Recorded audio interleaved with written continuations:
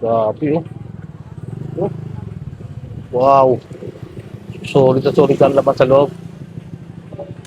Kung hanap mo ay crispy sa labas, sabori sa loob, eto na ang dinudumog na Ilocos Empanada na siguradong babalik-balikan mo. Bossing, basta po.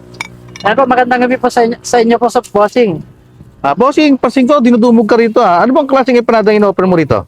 Ito po yung in-offer po namin sir. Meron tayong regular empanada.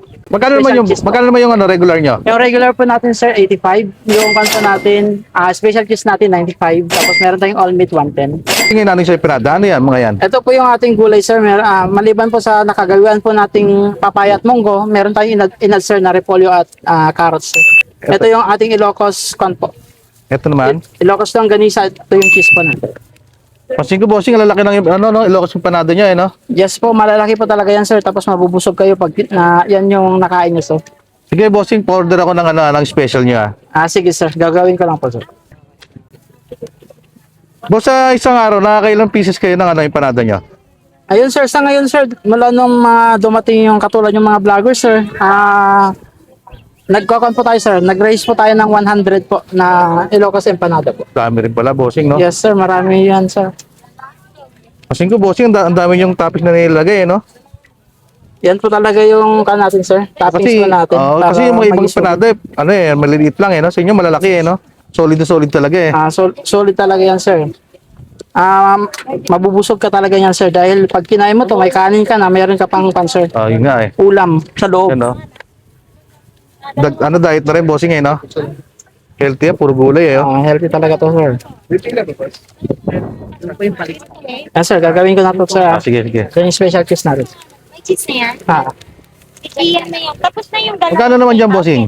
Ito sir yung natin 95, yung special cheese natin sir. Ito yung pinaka bestseller po natin ngayon. Okay. Bossing, tanong ko lang, anong oras kayo nagbubukas dito?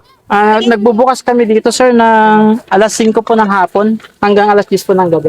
Tinatapos po lahat ng order po. Ayun, sir. Ano na lang, exact location yun lang. Exact location po dito po tayo sa Barangay Kapitpisa, Bypass Road po. Dito lang po sa marami kayo makikita dito mga nagja-jogging. Sige, bossing, tikman ko na lang yung gano'ng sarap yan, Sige bossing, pa-wait lang po, lulutuin po natin ang ating special Salamat. Ilocos empanada. Thank you po. Okay. So guys, ito na yung yung pinagmamalaki na lang Ilocos empanada yung special, Okay, so tingnan mo naman, gaano kalaki yan, Tingnan mo. Oh. Solid na solid to. For only 95 pesos lang, Guys, tikman na, huwag na natin patagalin, tikman na natin to. Guys, so biyakin natin, Grabe, oh. Wow. Solid na solid ang laman sa loob. Ito.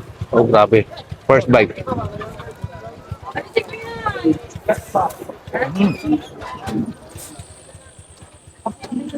Malaki siya, guys, Saka ang daming laman sa loob,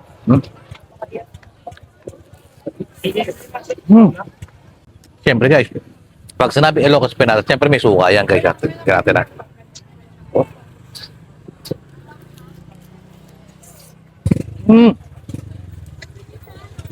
Guys, lalong pinasarap. Solid to, guys,